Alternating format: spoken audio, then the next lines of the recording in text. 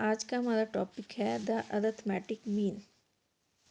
Sequences आप पढ़ चुकी हैं। सीक्वेंसेस में 3 टाइप्स थी, arithmetic sequence, geometric sequence and harmonic sequence. Arithmetic sequence के बारे में आपने पढ़ा था कि उसकी nth टर्म का फार्मूला है an is equal to a1 plus n minus 1 into D. अब हम देखते हैं अरिथमेटिक मीन क्या होता। A number a is said to be an arithmetic mean between the two numbers a and b if a capital A b are in AP।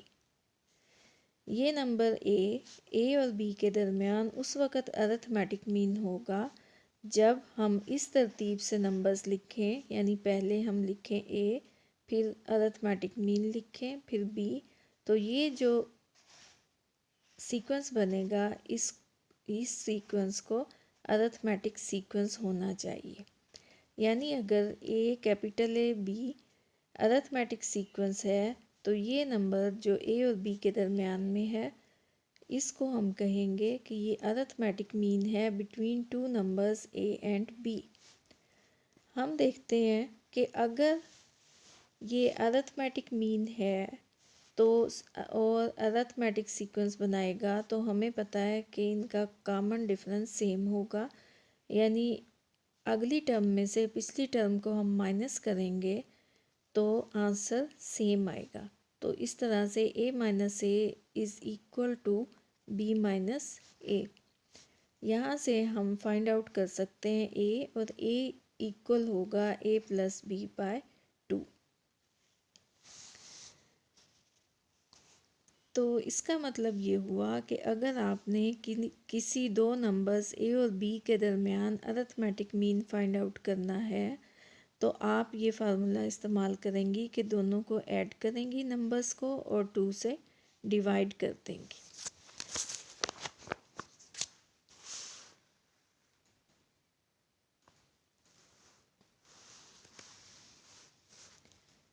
Example है find the 3 arithmetic means between √2 and 3√2। हमें 3 arithmetic means find out करने हैं √2 और 3√2 के दरमियान।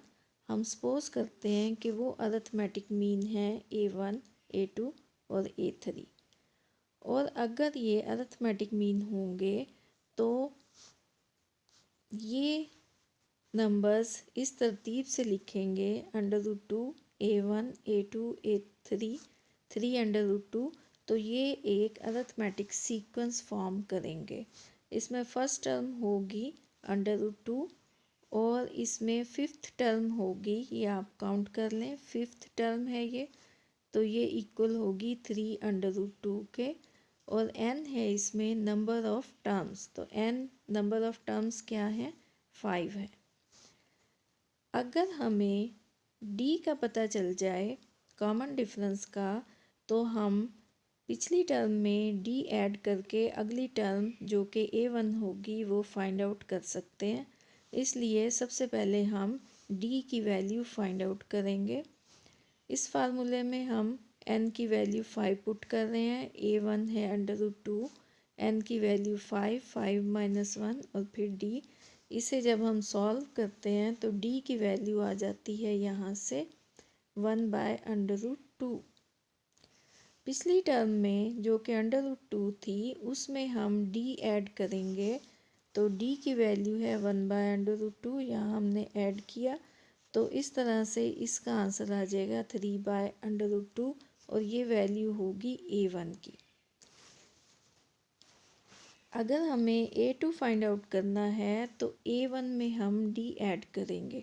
a1 की value हमें पता है 3/√2 जो हमने अभी फाइंड आउट की, और फिर प्लस d ऐड करेंगे 1/√2, इसे सॉल्व करेंगे तो वैल्यू आ जाएगी 2/√2। तो इस तरह a2 की वैल्यू हो जाएगी 2/√2। अब हमें A3 फाइंड आउट करना है, तो हम A2 में D ऐड करेंगे। A2 की वैल्यू है 2√2, फिर प्लस D की वैल्यू 1/√2। इसको आप सॉल्व करेंगी, आंसर आएगा 5/√2। इस तरह से हमने A3 भी फाइंड आउट कर लिया। तो हम A1, A2 और A3 फाइंड आउट कर चुके हैं। एक्सरसाइज की तरफ आते हैं। Find arithmetic mean between 3√5 and 5√5। तो यहाँ A की वैल्यू है 3√5 और B की वैल्यू है 5√5। तो इस तरह से अगर हमने अरिथमेटिक मीन फाइंड आउट करना है तो उसका फार्मूला है A+B/2। A की वैल्यू 3√5 प्लस B की वैल्यू 5√5। इसको सॉल्व करें तो आंसर आता है 4√5। तो इस तरह से arithmetic mean between the given two numbers is 4 × √5।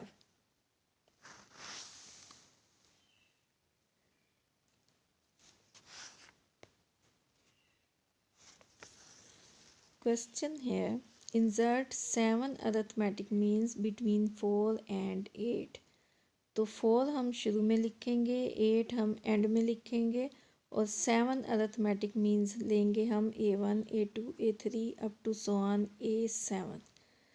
तो अगर ये अरिथमेटिक मीन होंगे तो इस तरतीब से, यानी शुरू में 4, एंड में 8 और दरमियान में A1 से लेके A7 तक, ये जो सीक्वेंस होगा ये एक अरिथमेटिक सीक्वेंस होगा।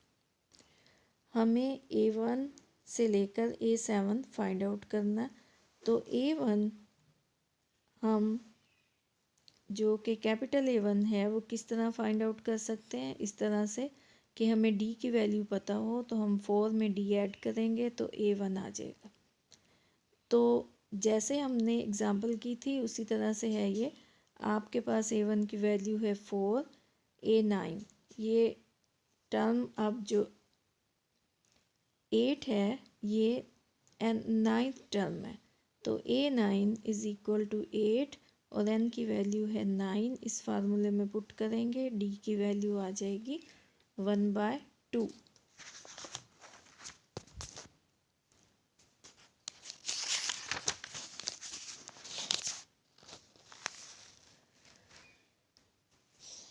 A1 फाइंड आउट करने के लिए हमें 4 + D करना होगा। तो D की वैल्यू 1/2 है, इसको सॉल्व करेंगे, वैल्यू आएगी 9/2। तो A1 की वैल्यू हो गई 9/2। इसी तरह से हम फिर A1 में D ऐड करेंगे तो वैल्यू आएगी 5। फिर A3 फाइंड आउट करने के लिए A2 में D ऐड करेंगे, वैल्यू आएगी 11/12। और A4 फाइंड आउट करने के लिए A3 में D ऐड करेंगे। इसी तरह A5 फाइंड आउट करने के लिए A4 में D ऐड करेंगे। A6 फाइंड आउट करने के लिए A5 + D करेंगे और A7 के लिए हम लिखेंगे A6 + A।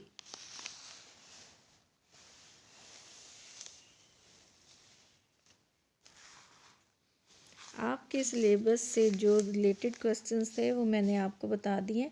इंशाल्लाह अगले लेक्चर में मिलेंगे, तब तक के लिए अल्लाह हाफिज़।